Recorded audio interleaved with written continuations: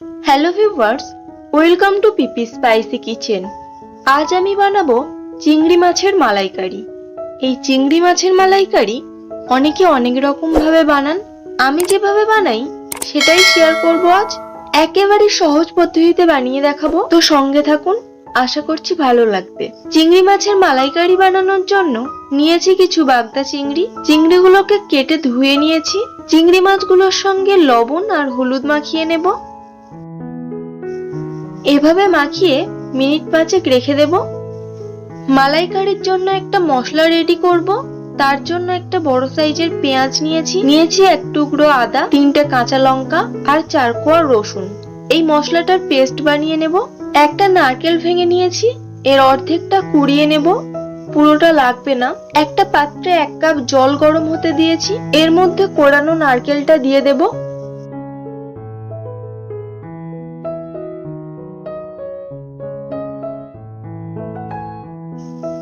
এরকম ভাবে মিনিট 2 রেখে নারকেলের দুধটা বের করে নেব।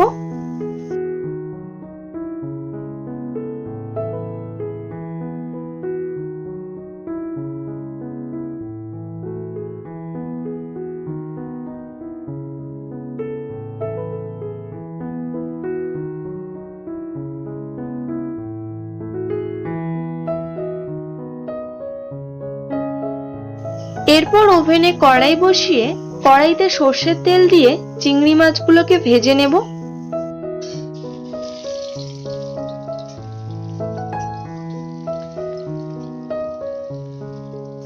বেশি লাল করে ভাজার দরকার নেই, হালকা লাল লাল করে ভেজে নেব।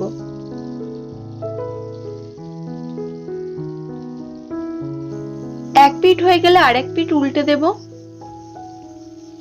এরকম ভাবে চিংড়ি মাছগুলোকে ভেজে নিয়ে তুলে নেব।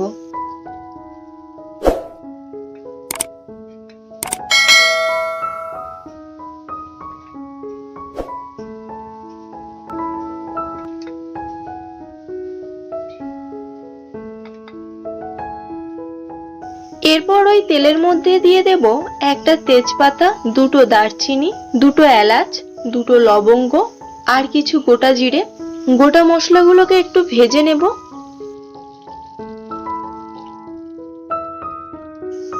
এরপর পেঁয়াজ, রসুন আর আদা লঙ্কার পেস্টটা দিয়ে দেব।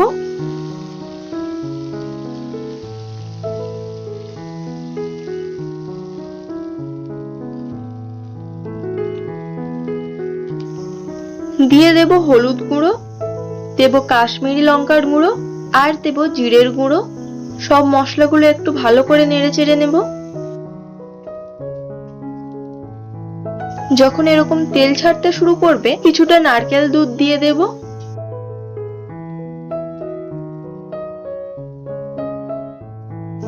মশলাটাকে একটু কষিয়ে নেব।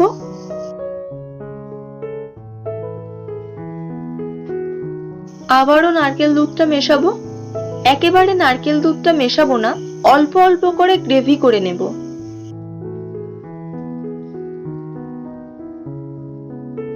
বাকি নারকেল দুধটাও দিয়ে দিলাম। দেব স্বাদ মতো লবণ, দেব সামান্য ধনে গুঁড়ো, দেব 1/2 টেবিল স্পুন চিনি। একটু নেড়ে চেড়ে নিয়ে ভেজে রাখা চিংড়ি মাছগুলো দিয়ে দেব। গ্রেভির সঙ্গে চিংড়ি মাছগুলোকে ভালো করে মাখিয়ে নেব।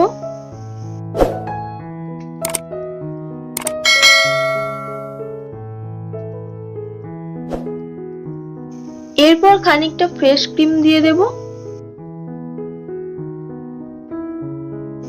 দেব 1 চিমটে জায়ফল জয়িত্রীর গুঁড়ো। চিংড়ি মাছের মালাইকারি একেবারেই রেডি। একটু নেড়ে চেড়ে নিয়ে নামিয়ে নেব।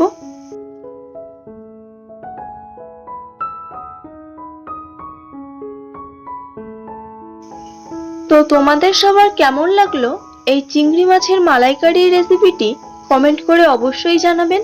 ভালো লাগলে একটা লাইক, আর আমার চ্যানেলে যারা নতুন তাদের কাছে অনুরোধ চ্যানেলটিকে সাবস্ক্রাইব করে পাশে থাকার। সবাই ভালো থাকবেন।